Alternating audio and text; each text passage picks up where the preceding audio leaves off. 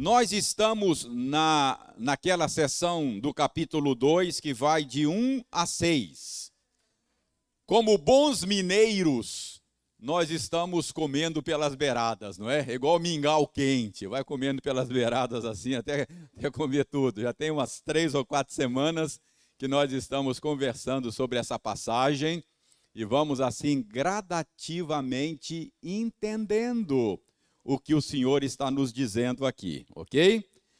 João 2, 1 de João 2, de 1 a 6, nós já passamos uma aula no versículo 1, depois passamos uma segunda aula no versículo 2, hoje, se Deus quiser, nós vamos conversar sobre os versículos 3 e 4, tá bom?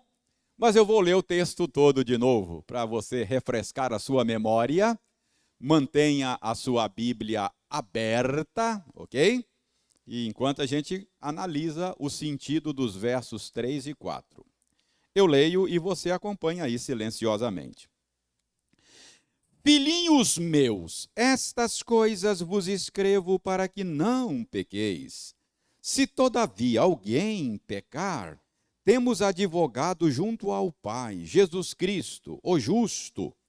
E ele é a propiciação pelos nossos pecados, e não somente pelos nossos próprios, mas ainda pelos do mundo inteiro.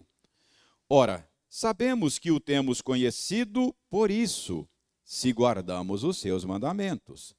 Aquele que diz, eu o conheço, e não guarda os seus mandamentos, é mentiroso, e nele não está a verdade. Aquele, entretanto, que guarda a sua palavra, nele verdadeiramente tem sido aperfeiçoado o amor de Deus. Nisto sabemos que estamos nele. Aquele que diz que permanece nele, esse deve também andar, assim como ele andou. Vamos orar, pedindo ao Senhor que nos ajude a ter um correto entendimento dos versículos 3 e 4 dessa passagem.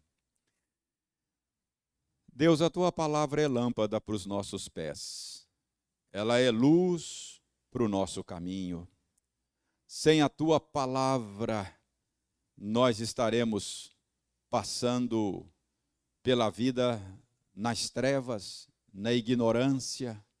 Não poderemos compreender a vida, entender as coisas, compreender o mundo, entender a nós mesmos.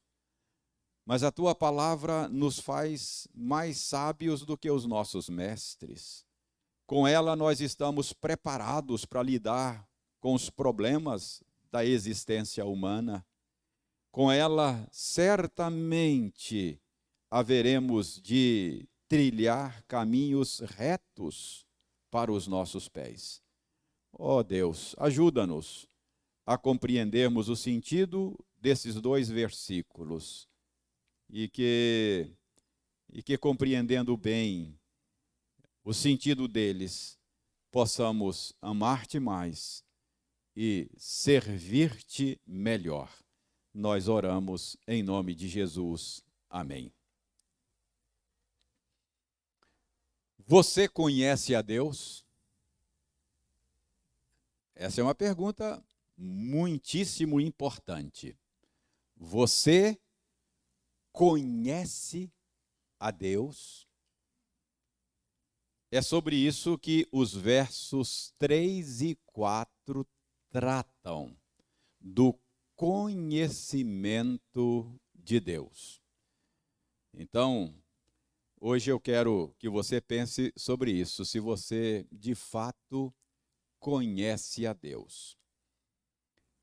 Eu já disse a vocês que a primeira epístola de João foi escrita para ajudar a gente a julgar a verdadeira fé, a verdadeira religião, e julgar também a verdadeira experiência religiosa, para saber se a experiência religiosa é autêntica. Então, para isso é que a primeira epístola de João foi escrita. E notem que é disso que o texto que lemos está tratando. Ele nos ajuda a julgar a verdadeira experiência religiosa. E notem que nos versos 3 e 4, João fala da verdadeira experiência religiosa, da verdadeira espiritualidade em termos de conhecer a Deus. Por isso é que eu estou perguntando se você conhece a Deus. Ter uma verdadeira experiência religiosa, ter uma verdadeira espiritualidade, é ter correto conhecimento de Deus. Não é? Aqueles que conhecem a Deus, esses têm uma experiência religiosa autêntica. Então, notem que é isso que está aí, nos versículos 3 e 4. Olha só. Sabemos que o temos conhecido. Como é que eu sei que a minha experiência religiosa é autêntica? É disso que ele está dizendo. Como é que eu sei que eu conheço a Deus? Então, ter uma experiência religiosa autêntica, ter uma experiência religiosa verdadeira, significa conhecer a Deus. Olha o verso 4, ele diz no verso 4, né? Aquele que diz, eu o conheço, e não guarda os seus mandamentos, não conhece nada. Então, por enquanto, eu só estou dizendo o seguinte, a verdadeira experiência religiosa nos versos 3 e 4 é conhecer a Deus. Então, conhecimento de Deus é algo muito importante. Conhecimento de Deus, eu diria, não é apenas algo muito importante, é a coisa mais importante da sua vida. Conhecer a Deus é o que importa. Conhecer a Deus é a experiência mais sublime. É a experiência mais fascinante da face da terra. Por que conhecer a Deus é a coisa mais importante? Por que será? Olha, irmãos, conhecer a Deus é a coisa mais importante porque é o propósito da sua existência. Simples assim. Você existe para conhecer a Deus. É para isso que você existe. Então, é a coisa mais importante. Se você passou pela vida e não conheceu a Deus, simplesmente perdeu tudo. Conhecer a Deus é a coisa mais importante. Você existe para conhecer a Deus. Pense comigo, para você capturar o que eu estou dizendo aqui. Pense comigo, por exemplo. Por que é que Deus criou todas as coisas? Pense aqui comigo. Por que é que Deus criou o mundo? Por quê? Para que Deus criou o mundo? Deus não precisava criar nada, não é verdade? Deus não criou porque ele estivesse sentindo falta ou ausência de algo. Deus não tem falta de nada. Ele é completo em si mesmo. Completo em si mesmo. Ele não tem falta nem de relacionamentos, porque ele é um ser plural. Ele plenamente satisfeito em relacionamentos intratrinitários. O Pai amava o Filho amava o Pai, o Espírito, por toda a eternidade. Deus não tinha nenhuma necessidade. Por que é que Deus criou? Você vai dizer, pastor, eu li lá que Deus criou todas as coisas para a sua própria glória. É verdade, é isso mesmo. Deus criou para a sua glória. Mas a pergunta é, o que significa isso, que Deus criou para a sua glória? Será que se Deus não criasse, ele seria menos glorioso do que é? Não. Ah, sem a criação, Deus continuaria pleno, completo em si mesmo e cheio de glória, como sempre foi. Ele não precisa da criação para ser mais glorioso. Então, o que significa? O que significa dizer que Deus criou para a sua glória? Preste atenção. Ele criou para dar expressão à sua glória, para manifestar a sua glória, para revelar a sua glória. A glória de Deus são as suas perfeições. Então, quando ele criou, ele estava se expressando. Então, para que Deus criou? Ele estava se dando a conhecer. Ok? Então, na criação, Deus estava se revelando. Deus estava se dando a conhecer. Foi para isso que ele criou todas as coisas. Dele, por meio dele e para ele são todas as coisas. Ele criou para que pudesse exibir a beleza da sua santidade, não é? Ele criou para que ele pudesse mostrar a sua glória. Então, o que é a criação de Deus? É a expressão da sua glória, é a exibição da sua glória. Não é isso que diz o Salmo 19? Os céus proclamam, os céus exibem a glória de Deus, os céus mostram a glória de Deus.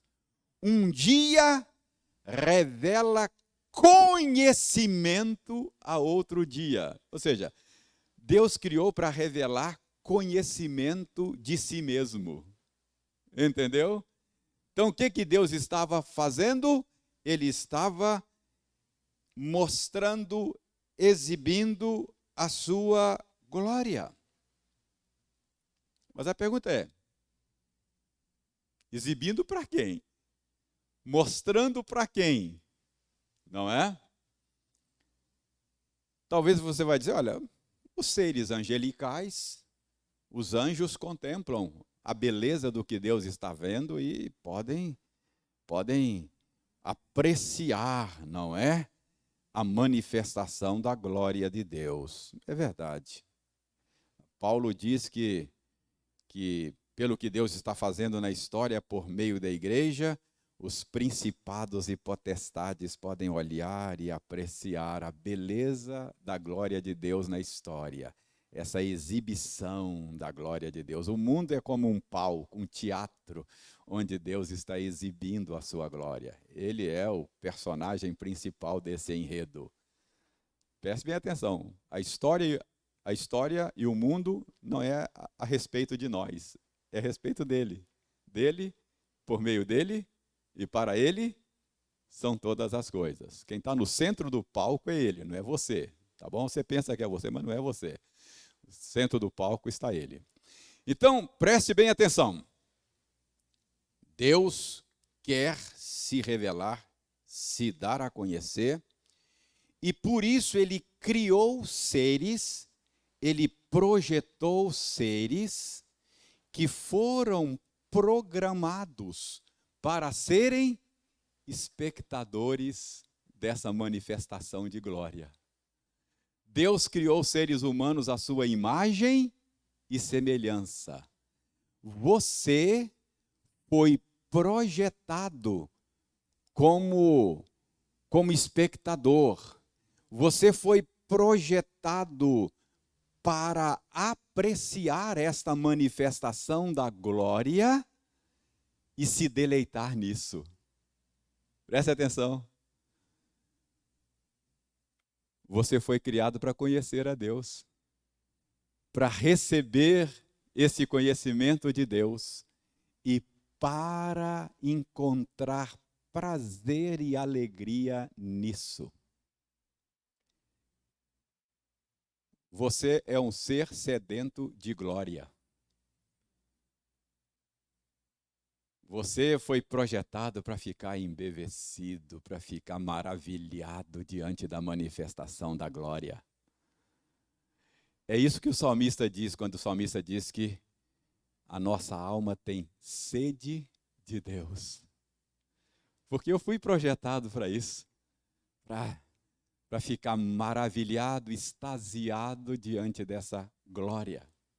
Nós somos sedentos de glória. Sedentos de glória. Entendeu? Você foi projetado como um apreciador da glória de Deus. Você foi projetado para conhecer a Deus. Então, percebe como é que a coisa se fecha? Para que Deus criou? Para expressar-se, para se dar a conhecer. E você é um receptor desta revelação que Deus dá de si mesmo. É por isso que Paulo diz, escrevendo aos Romanos, capítulo 1, que os homens são indesculpáveis, porque não lhes falta conhecimento de Deus. Não lhes falta. O que de Deus se pode conhecer, diz Paulo, é manifestado entre eles. A glória de Deus, o poder de Deus, a divindade de Deus, a sua bondade, a sua generosidade, a sua riqueza é manifestada por meio das coisas que foram criadas. Então, os homens não se curvam, não agradecem, não adoram a Deus, não é por falta de informação. Eles conhecem a Deus. O problema não é cognitivo, o problema é moral. Eles conhecem a Deus, mas são rebeldes. São contra Deus. Entendeu? Por isso Paulo diz lá, escrevendo aos Romanos, tais homens são por isso indesculpáveis. O ser humano não tem desculpas diante de Deus. Só o fato de existir, de ter sido projetado para ser receptor dessa glória, só o fato de ter contato com essa glória todos os dias, e ainda assim não se curvam, não há desculpas. O problema não é cognitivo, o problema é moral. Todo ser humano esbarra em Deus 24 horas por dia, mas o ignora. Talvez você não perceba, mas a primeira pessoa que você está de cara com ele quando abre os olhos de manhã é Deus mesmo. Entendeu? E aí depois você assenta à mesa e come, toma aquele café gostoso e se deleita com as coisas que Deus criou, usa as papilas gustativas que Deus lhe deu, sente prazer nas coisas que Deus criou e ainda assim ignora Deus. Vive como se Deus não existisse. Entendeu? Então, o meu ponto aqui é: conhecer a Deus é a razão da sua existência. Deus criou todas as coisas, Deus criou você, com que propósito? Para que você pudesse conhecê-lo. Para que você pudesse desfrutar dele. Deus quer tornar-se seu amigo. Só isso. Simples assim. Você foi criado para andar com Deus. Para se relacionar com Ele. Para desfrutar da amizade dEle. Entendeu? Então, conhecer a Deus é a coisa mais importante da existência humana.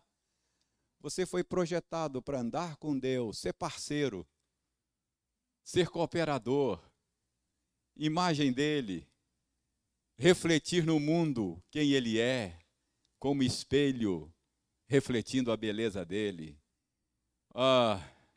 administrar a criação dele e crescer a cada dia no conhecimento dele enquanto anda com ele.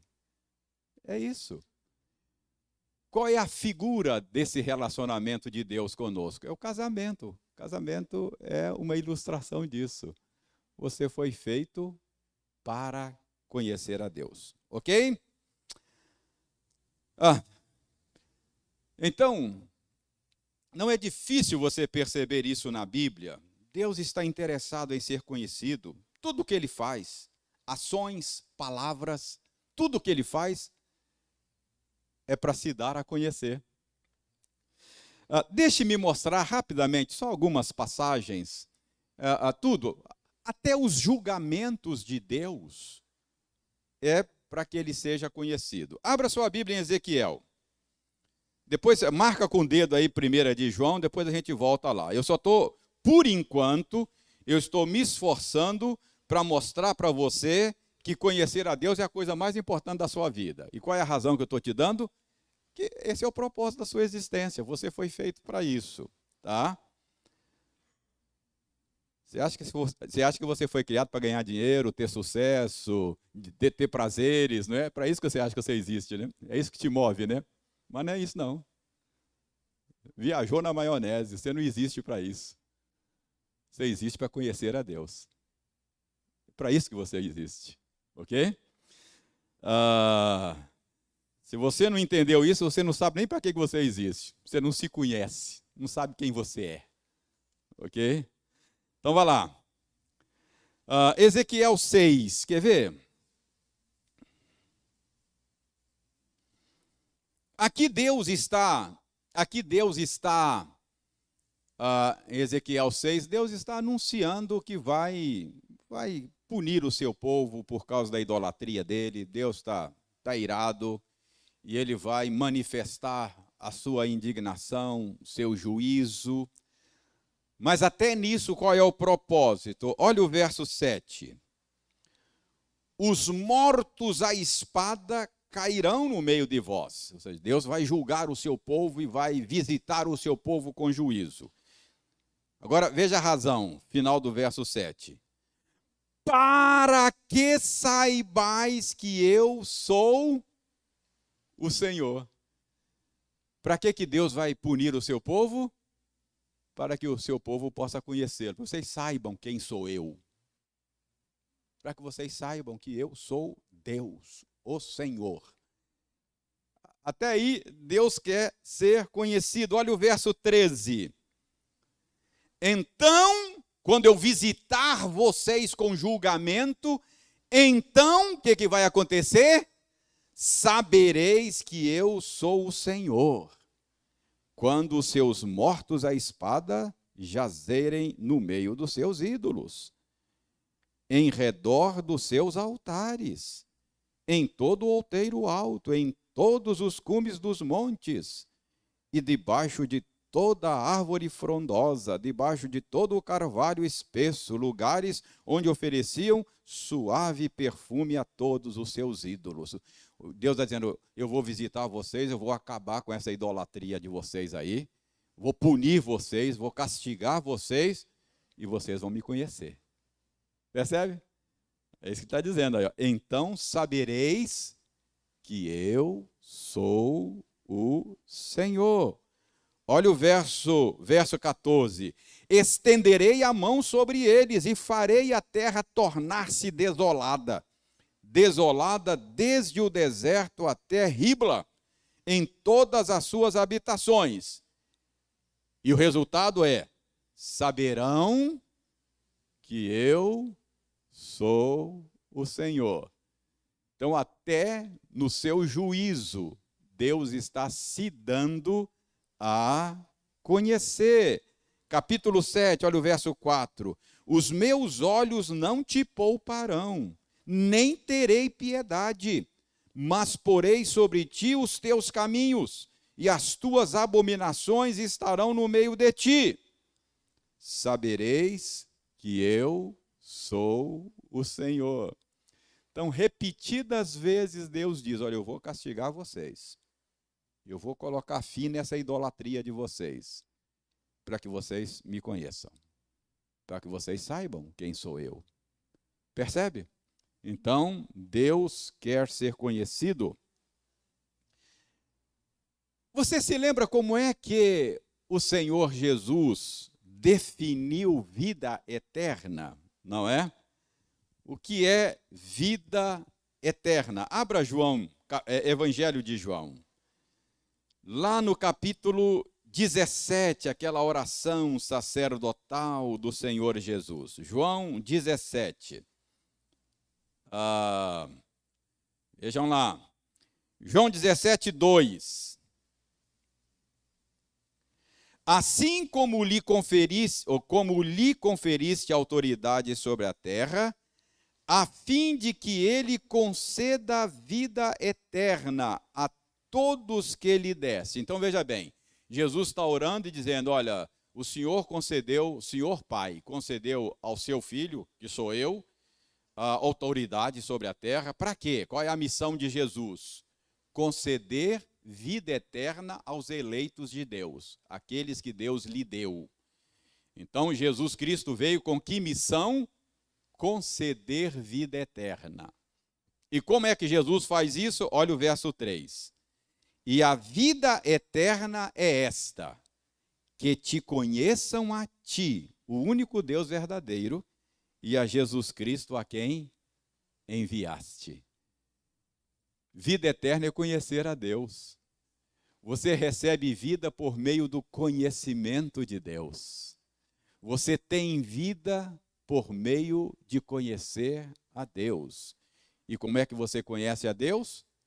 Conhecendo a Jesus. Deus é invisível, mas o Verbo se fez carne e habitou entre nós, e nós vimos o Deus invisível. O Deus invisível se tornou visível, palpável. Quem vê a mim, vê o Pai. Jesus falou. Então, eu conheço Deus por meio de conhecer a Jesus. Quem conhece Jesus, conhece a Deus. Quem conhece a Deus, tem vida nele. A vida eterna é o quê? Conhecer a Deus. Preste bem atenção o quão importante é conhecer a Deus. É isso que Jesus fez. Olha aí no capítulo 17 de João, verso 6. O que Jesus fez? Manifestei o teu nome aos homens que me deste do mundo. Manifestei o teu nome. Ou seja, tornei o Senhor conhecido a eles. É isso que Jesus veio fazer. Manifestei o teu nome. Tornei o Senhor conhecido por eles. Olha o verso 25. Jesus falando para o Pai: Pai justo, o mundo não te conheceu. O mundo não te conheceu. Você vai dizer: mas pastor, uma contradição. O senhor falou que o mundo conhece a Deus, mas se rebela. Conhecer aqui não é conhecimento meramente cognitivo. Conhecer aqui na Bíblia é ter relacionamento de amor. É envolvimento pessoal. Conhecer na Bíblia. Preste atenção. Às vezes o verbo conhecer na Bíblia é usado como sinônimo de relacionamento sexual. Fulano conheceu Beltrana e ela deu à luz a Cicrano. Já ouviu isso? Conheceu? Lembra quando José estava em dúvida se tocava o casamento para frente, porque ele estava noivo, e a esposa, a noiva Maria ficou grávida, e ele falou: pronto, ela foi infiel, o filho não é meu. E aí José estava matutando isso e já pensando em dar fim ao casamento. Um anjo apareceu a ele em sonho e falou: não, José, alto lá, Maria é uma menina honesta, De jeito nenhum. Pode receber Maria. O que aconteceu foi um milagre. Ela está grávida por uma obra especial de Deus por meio do Espírito Santo. Foi algo sobrenatural. E aí a Bíblia diz que José, então, despertado do sono, recebeu Maria e não a conheceu até que ela deu à luz ao seu filho primogênito, a quem pôs o nome de Jesus. Não a conheceu, não se relacionou intimamente com ela. Então, conhecer aí não é apenas uma experiência cognitiva, é um envolvimento pessoal amoroso.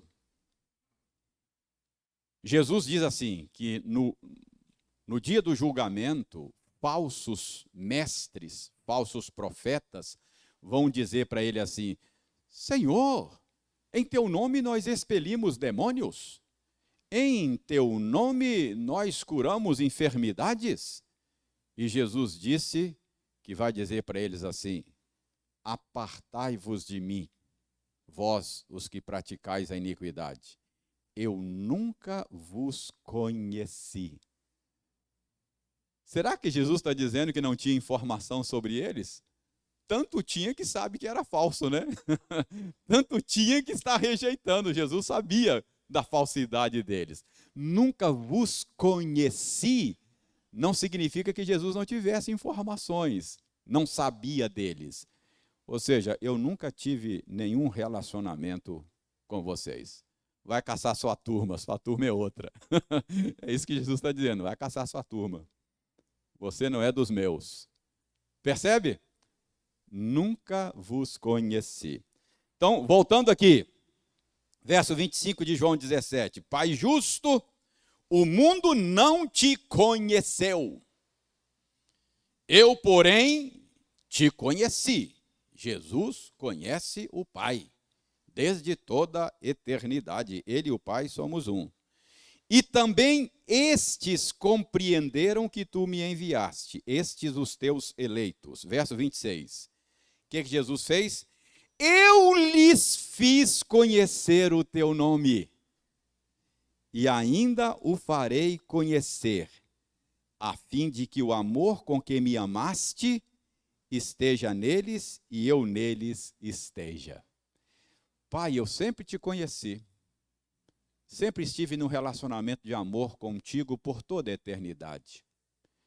Mas o Senhor me enviou aqui para que eu ajudasse esses a conhecer o Senhor. E eu estou aqui ajudando eles a conhecer o Senhor. E eu vou continuar fazendo isso, a fim de que, conhecendo o Senhor por meu intermédio, eles sejam amados pelo Senhor com o mesmo amor que o Senhor me amou, ame eles. Olha só. Você é, por meio de Jesus, trazido para dentro desse relacionamento de amor e prazer do ser de Deus, da Trindade eterna que sempre existiu. Gente, isso merece um minuto de silêncio, não merece? Tem experiência mais esplêndida do que isso? Participar dessa dinâmica de amor que sempre existiu dentro do ser de Deus, ser amado por Ele com o mesmo amor que Ele sempre experimentou no seu ser. Pai, Filho, Espírito Santo. Isso é tremendo, você existe para isso. O nosso problema não é que a gente queira muito, o nosso problema é que a gente se contenta com pouco.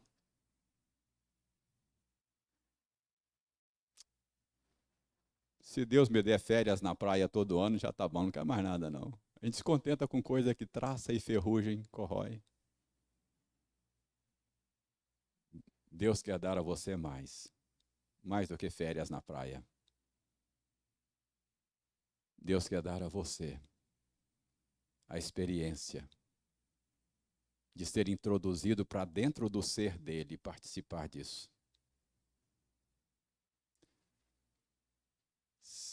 ser o receptor e o canalizador desse amor.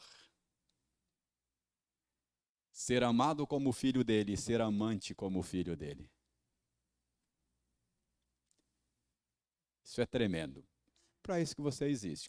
Isso é conhecer a Deus, envolver-se no relacionamento de amor com Ele. Não é? Ok?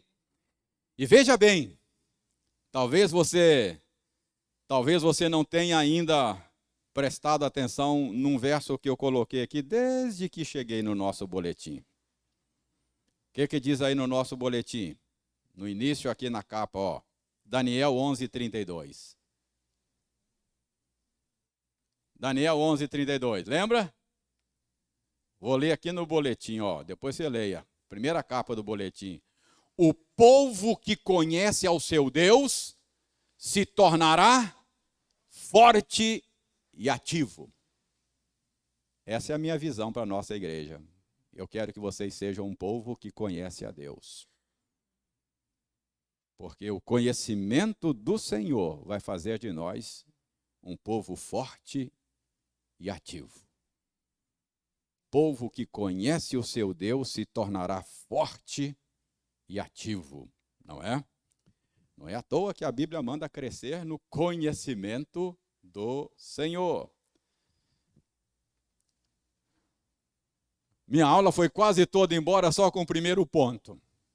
E eu evitei um punhado de textos bíblicos aqui. O que eu estou fazendo nesse primeiro ponto? Convencendo você de que conhecer a Deus é importante. É a coisa mais importante da vida.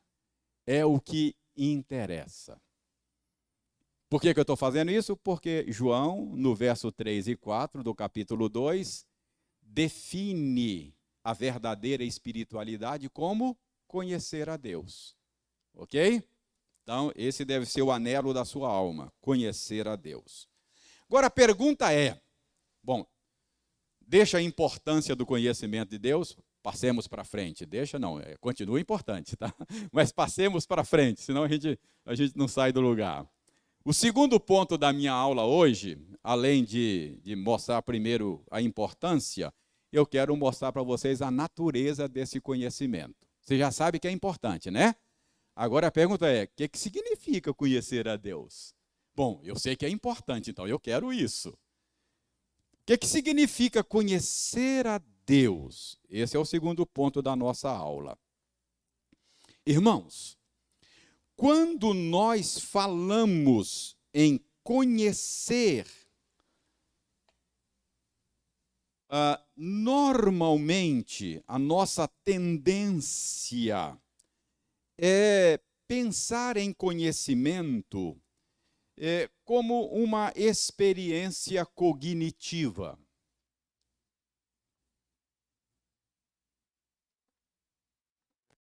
Nós somos treinados a pensar em conhecimento apenas como uma experiência cognitiva, intelectiva.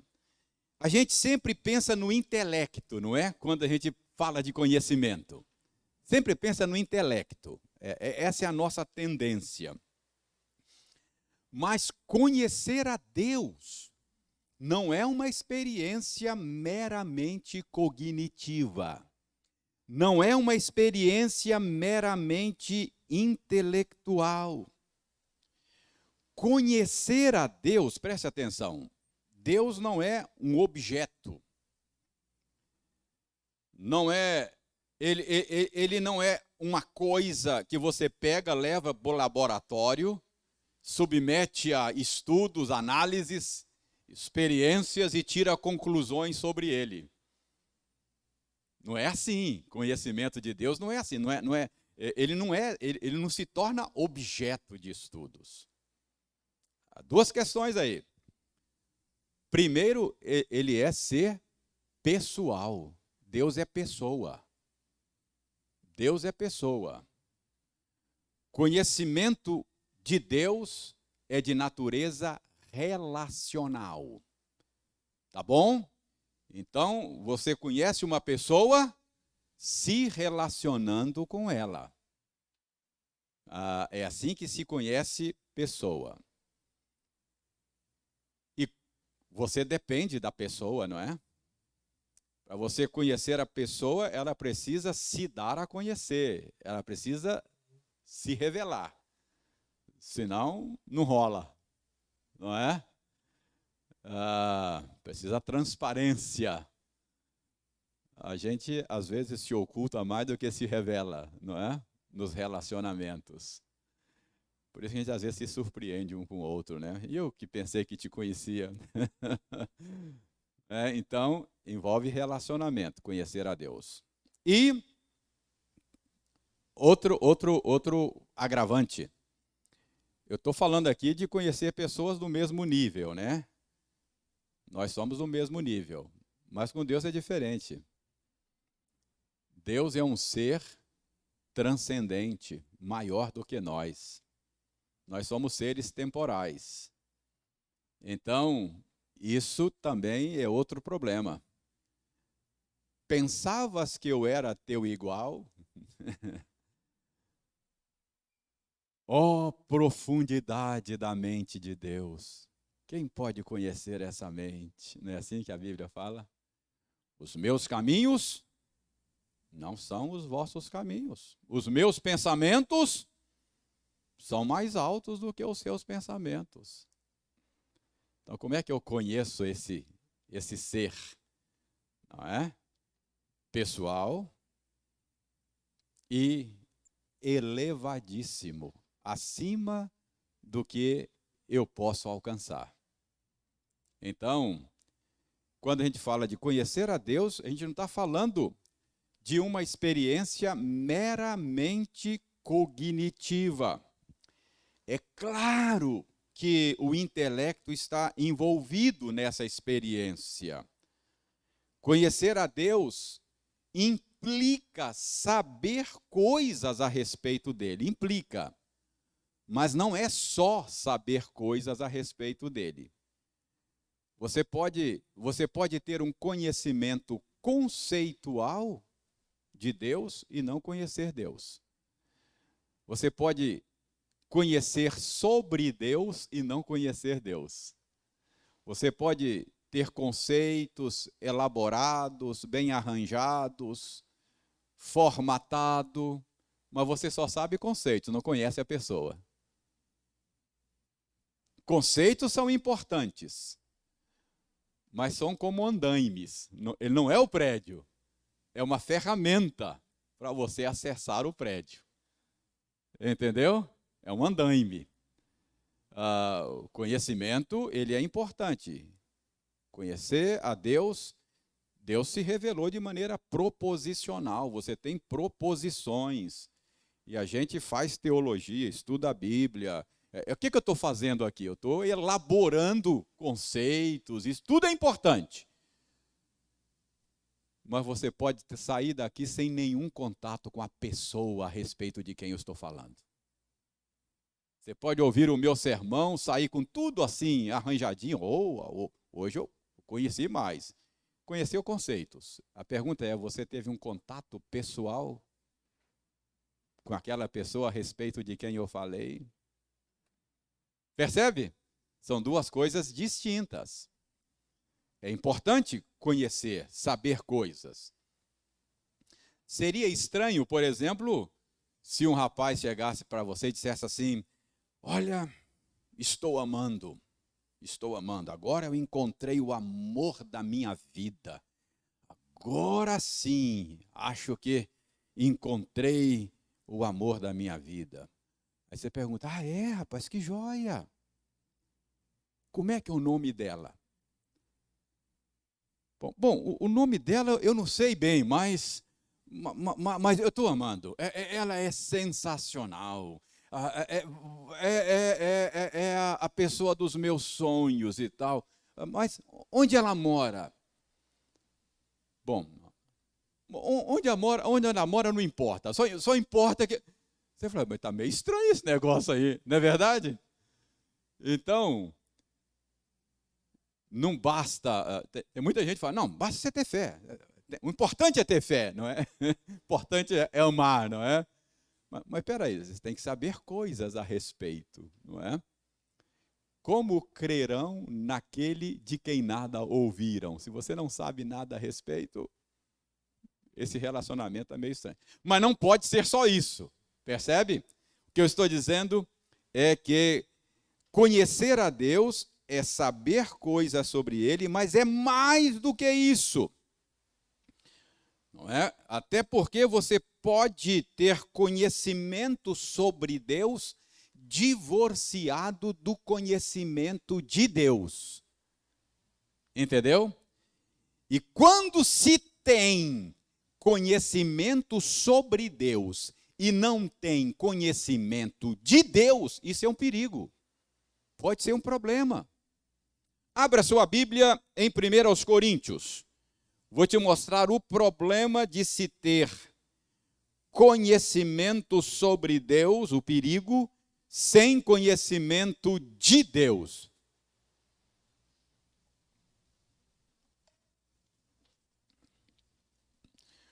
Primeiros Coríntios 8. Verso 1.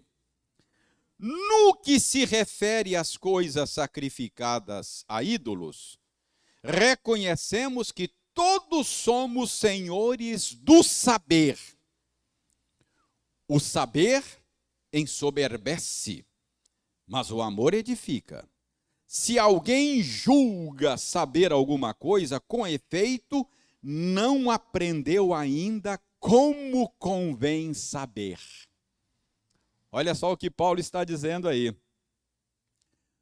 Paulo está dizendo aí que não basta saber, ter conhecimento. É preciso saber como saber. Não é? Havia em Corinto muita gente que nessa questão de carne sacrificada a ídolo ou comida oferecida a ídolo, como é que a gente se relaciona com isso? Havia muita gente lá que tinha conhecimento a respeito disso, correto, que era o que eu estou chamando de conhecimento sobre Deus, não é? Mas tal conhecimento estava fazendo o quê? Fazendo com que ele se enchesse de orgulho, de soberba. Eu sei e você não sabe. Percebe? Eu sou mais do que você porque eu sei. Paulo diz, quem tem esse tipo de saber, de conhecimento, não aprendeu como convém saber. Saber coisas sobre Deus, teologia, doutrina, é útil se me leva a conhecer Deus, se me leva a ter contato pessoal com Ele. Relacionamento pessoa a pessoa. Agora, se o que eu conheço apenas me faz ser mais do que os outros, melhor do que os outros, encher-me de orgulho, esse conhecimento que deveria me aproximar de Deus está o quê? Me afastando de Deus e dos outros. Olha só que ironia, não é? Olha só o que nesse mesmo capítulo aí a ironia, não é? Verso 11 e 12, é de 1 Coríntios 8. Olha só. E assim, por causa do teu saber, por causa do teu conhecimento, perece o irmão fraco pelo qual Cristo morreu. Deste modo, o teu saber está levando a você a pecar contra os irmãos, golpeando-lhes a consciência fraca, e ao pecar contra os irmãos, o que é isso? É pecar contra Cristo. Olha que ironia. O saber, que deveria ser uma ferramenta, um instrumento, um meio para acessar o ser, a pessoa de Deus, está sendo usado aqui nesse caso para humilhar os irmãos, pecar contra eles e afastar-se de Deus. É um andaime que não te dá acesso ao prédio. Não é assim? Se você construir um andaime distante do prédio, para que vai servir? Se aquele andaime não te dá acesso ao prédio, não é? Você sobe lá no andaime e não tem acesso ao prédio. Valeu para quê? Inútil esse andaime, né? Então, o conhecimento sobre Deus que não te aproxima dele é como um andaime que não te dá acesso ao prédio. Vale nada. Não é? Então, o que eu estou me esforçando agora, depois de mostrar a importância do conhecimento de Deus, estou ajudando você a entender a natureza desse conhecimento. Então, eu estou dizendo que ele tem uma natureza cognitiva, por isso que você vem à escola dominical. O que você está fazendo? Você está pensando, refletindo, eu estou arrazoando, eu estou argumentando. Tudo isso é um exercício cognitivo. Tá? O seu intelecto agora está sendo exercitado. Mas não é só isso. É mais do que isso, conhecer a Deus. Isso é importante, mas é apenas o andaime. Está claro isso para vocês? Mas veja bem, a minha suspeita é que nos nossos dias, eu acho que o nosso risco não é tanto a supervalorização do intelecto. Eu acho que a nossa cultura, nos nossos dias, quanto à natureza do conhecimento de Deus, corre o risco de supervalorizar os sentimentos e não o intelecto. Tá bom? Por que eu estou dizendo isso? Eu estou dizendo porque a nossa cultura, ela é uma cultura altamente sentimentalista. Nós somos uma cultura sentimentalista. No nosso tempo, a última coisa que você deve fazer nos seus relacionamentos é provocar sentimento ruim nas pessoas. Isso não é politicamente correto, não é? Você tem a obrigação de fazer as pessoas se sentirem bem. Você não pode. A gente fica assim. O pessoal fala, né? Cheio de mimimi, né? A gente fica assim pisando em ovos, né? Porque é feio, você não pode, imagina. Pastor, cuidado com o que o senhor fala lá no púlpito. Se eu falar de pecado lá, as pessoas vão se sentir ofendidas e tal. Eu não estou dizendo que você vai ficar ofendendo as pessoas, né? Mas isso é só uma constatação de que a nossa sociedade é altamente sentimentalista, não é? Outro dia eu vi no site de uma universidade, eu li sobre isso e fui lá para constatar, né? E visitei alguns sites de universidade nos Estados Unidos, que um dos diferenciais de universidades lá é zona de segurança. Então, está lá no site, essa universidade oferece zona de segurança. Sabe o que é zona de segurança? Por exemplo, se um departamento da universidade levar lá alguém para falar de um assunto assim, que você se sente ofendido com aquele assunto, não é? Vai ferir os seus sentimentos, aí tem um ambiente que é oferecido a você. Durante aquela palestra lá, você está dispensado de ir lá ouvir aquelas coisas, porque vão ferir você. Aí você vai para a zona de segurança, tem uns puff lá, uma música suave, psicólogos à sua disposição, para que você possa se sentir bem. Então, nós somos uma cultura altamente sentimentalista. É a supervalorização dos sentimentos, não é? Faça o que o seu coração manda, ouça os seus sentimentos, não é assim? Siga o seu coração. Então, Essa é a ideia, não é? E isso influencia muito a nossa espiritualidade. Nós temos a tendência de medir a verdadeira espiritualidade pelos sentimentos. Não é assim? Via de regra, é assim que funciona. Quando eu estou conhecendo as pessoas, normalmente eu pergunto, né? Como é que foi a experiência religiosa dela, como é que ela conheceu a Cristo e tal. E no nosso caso, que normalmente pergunto, como é que você veio para a igreja presbiteriana Iguaçu? Como é que você encontrou essa igreja? Eu quero conhecer a história da pessoa. E aí eu conheço um pouco da igreja também e tal. Então eu sempre faço isso. Aqui eu estava conversando com alguém uma vez aí no pátio. Aí perguntei e tal, logo que eu cheguei. E a pessoa diz, eu vim aqui, eu estava visitando a igreja, eu vim aqui e tal.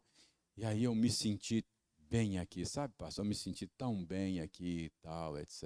Então, aí eu aproveitei para ajudar a pessoa. Isso me ajuda a conhecer a igreja. Eu já percebi, essa igreja é uma igreja acolhedora.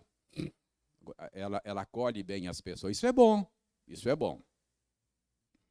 Mas eu disse para a pessoa, falei, rapaz, olha, não é um bom critério não, hein? Escolher uma igreja. O seu critério é apenas, está muito sentimentalista, quer dizer, você escolheu essa igreja porque você se sentiu bem. Você pode se sentir bem no centro espírita, não pode? Quer dizer, e o critério da verdade? Ou seja, a Bíblia é ensinada aqui, a Bíblia é autoridade aqui, esse é um critério importantíssimo. Os seus sentimentos não são confiáveis, não é? Talvez você venha aqui, ouça uma verdade e se sinta desconfortável. Você vai dizer, puxa vida, não volto aqui nessa igreja não, porque eu não me senti bem. Mas a pergunta é, você não se sentiu bem com o quê? As pessoas aqui falam a verdade, claro, você tem que falar a verdade de maneira amorosa, não é? Mas o critério não é meramente sentimentalista. Entende o que eu estou dizendo? Eu não estou dizendo que o sentimento não é importante. Deus nos fez com sentimentos, eles são importantes, é parte do que somos. O que eu não posso é dar aos sentimentos um papel prioritário, importante, que vai me orientar na vida. Não é? Os nossos sentimentos não são muito confiáveis. Assim como o nosso intelecto também não é confiável, não é? Então, eu não posso supervalorizar os sentimentos. Então, é bom que eu diga que o verdadeiro conhecimento de Deus, embora envolva os sentimentos, não é? É mais do que isso. É mais do que isso, tá?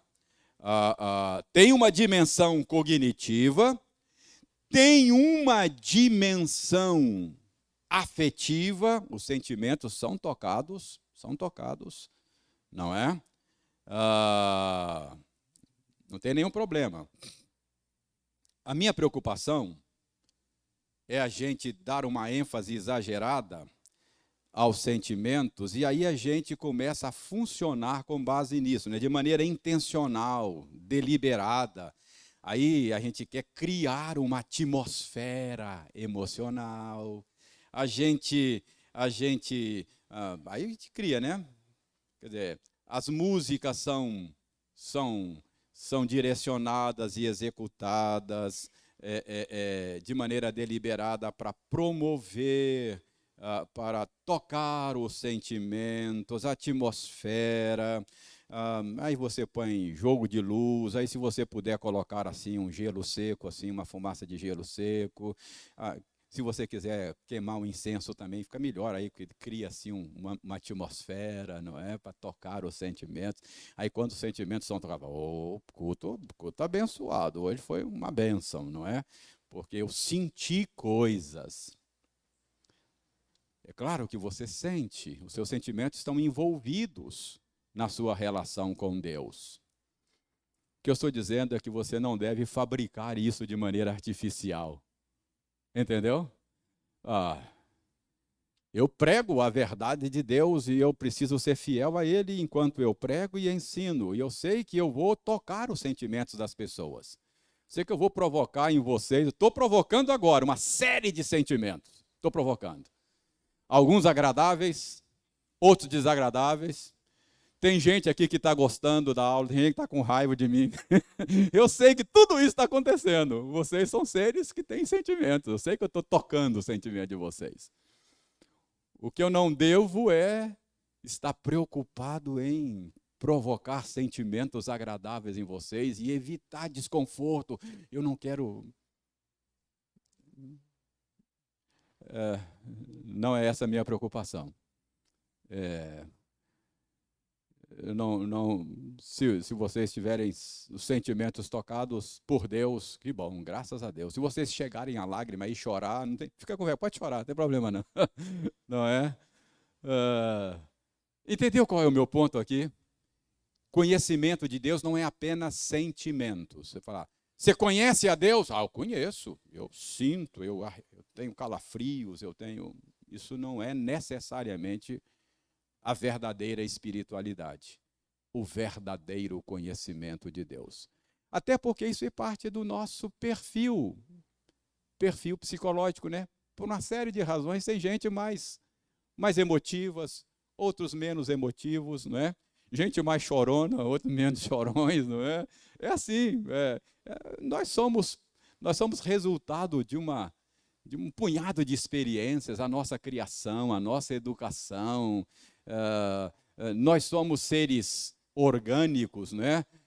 Talvez tenha a ver aí alguma explicação hormonal, sei lá, nós somos um ser muito complexo. Então, não é isso que define a verdadeira espiritualidade, tá bom? Então, eu comecei perguntando, você conhece a Deus? Porque esse é o assunto dos versos 3 e 4, não é? Então, mostrei para vocês que conhecer a Deus é importante e agora eu estou ajudando você a entender a natureza desse conhecimento. Não é só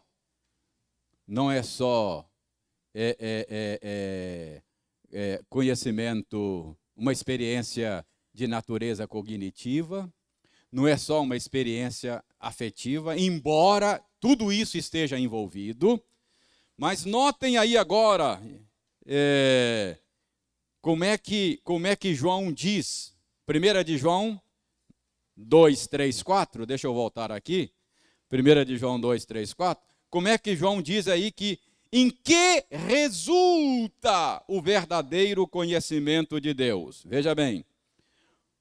Ora, sabemos que temos conhecido a Deus por isso. Em que resulta o verdadeiro conhecimento de Deus? Resulta em quê? Guardar os seus mandamentos. Verso 4. Eu o conheço. Quem diz, eu conheço a Deus, mas não guardo os seus mandamentos? Olha, você pode saber todos os conceitos teológicos, pode elaborá-los todos, você pode sentir coisas do arco da velha, arrepio, pode ter borboleta batendo asas no estômago, tudo isso pode acontecer. Diz João que está dizendo. Mas se isso não deságua em obediência, a sua espiritualidade está sob dúvida. Entendeu? Como é que eu sei que eu conheço a Deus? É um teste moral. Não é um teste meramente cognitivo, não é um teste meramente dos sentimentos, não tá afetivo, mas é um teste da obediência. Eu sei que eu conheço a Deus se eu guardo os seus mandamentos. Já passei 5 minutos da minha aula, então deixa eu dar o resumo da ópera. Qual é o resumo da ópera? Versos 3 e 4 aí. resumo da ópera é o seguinte: o verdadeiro conhecimento de Deus é uma experiência integral. Envolve o seu ser completo, envolve o seu intelecto, envolve os seus sentimentos e envolve a sua vontade.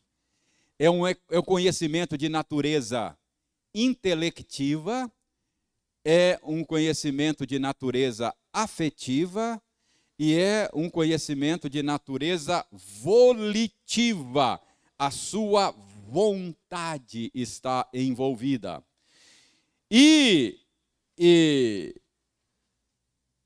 Então, veja bem, deixa eu ver aqui, ok, que pena. Tá bom, vamos parar aqui. Eu tinha mais coisas para mostrar, mas próxima aula talvez eu mostre. Mas, por enquanto, eu quero resumir da seguinte maneira. A natureza do conhecimento de Deus, o verdadeiro conhecimento de Deus, é o conhecimento com uma pessoa, e é um conhecimento, é uma experiência que envolve o nosso ser integral. Tá bom?